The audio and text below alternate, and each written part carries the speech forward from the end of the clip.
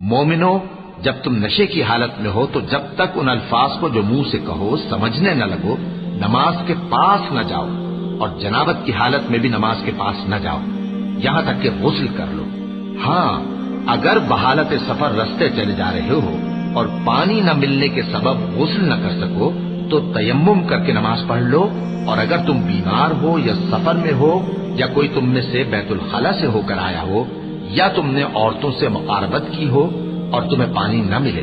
तो पाक मिट्टी लो और मुंह और हाथों का मसा करके तयम्मुम कर लो।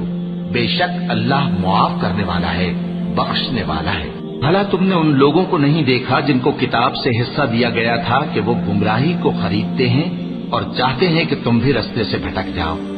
और अल्लाह तुम्हारे दुश्मनों से खूब वाकिफ है, और अल्लाह ही काफी कारसाज है और अल्लाह ही काफी मददगार है।